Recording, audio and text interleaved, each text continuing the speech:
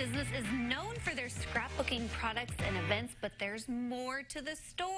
Daisy Lane Scrapbooking and Craft Mall has some trends in their vendor booths as well to share. Karen Boyer is back with us in our creative corner.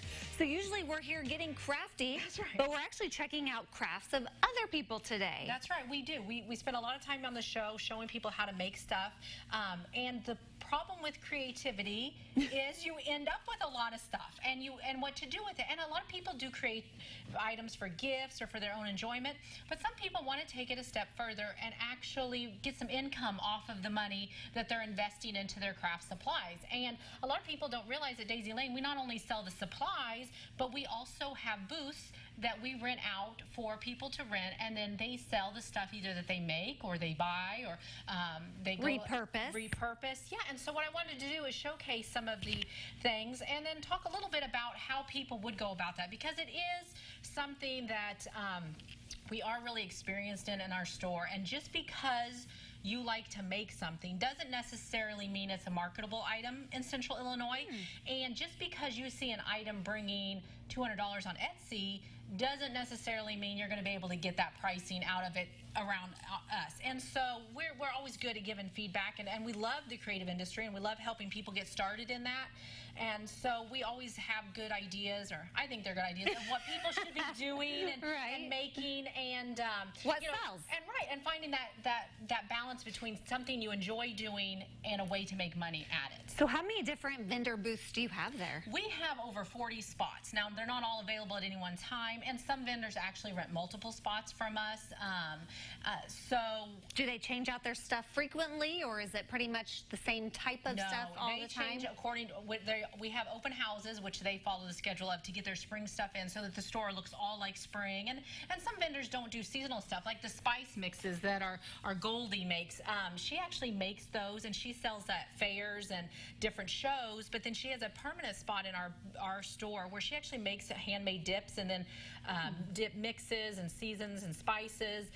But what's great about that is she has this following, but they can't get her stuff when it's not at a show or time. So they always know they can run into Daisy Lane and have her stuff for sale anytime. And that is a benefit of having a booth space versus doing a show. Is a show, you've got all that invested in one weekend, and if it's bad weather or they didn't have a crowd, you don't have it. Yeah, and so what do you do with that stuff in between shows? Whereas at Daisy Lane, we offer spots where you can sell your stuff 6 days a week. Okay, well, we've checked out the spices. Let's kind of take a look at some of the other vendor booths that you have. So let's start over here. I know this big baby. We have a vendor that does repurposing furniture. So they go to auctions and antique stores and rummage sales, and they get wood desks and tables and chairs, and then they paint it and distress it.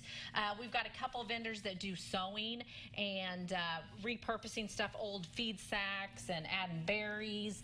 Painted signs are huge. Yeah, I was showing you this earlier. Yeah, let's talk about these. This is a brand new vendor that just moved in. She's a fiber artist, and so this is old wool. Looks very primitive, very popular right now, that she takes, and she makes little wall hangings and pillows out of them. She also makes the little gift bags, and these tassels are real popular. People are putting them on their purses and their tote bags.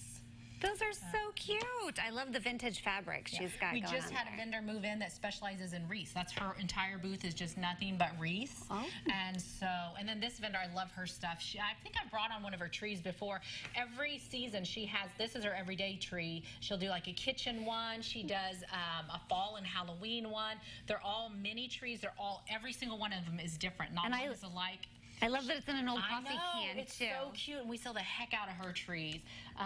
Owls, so popular. They are, and that's another thing, that looking at what things will sell and what does well trend-wise around our area. Right now, everything that you can distress or paint or make look old is still really popular. The old rusted signs. What about this book here? Tell me about it. Isn't this fun? So she upcycles old little golden books, and if you open that up, she takes the book apart and she fills it in with pages and stickers. So it could be for an adult, for journaling, or a kid. And then she actually still includes the original book in the back.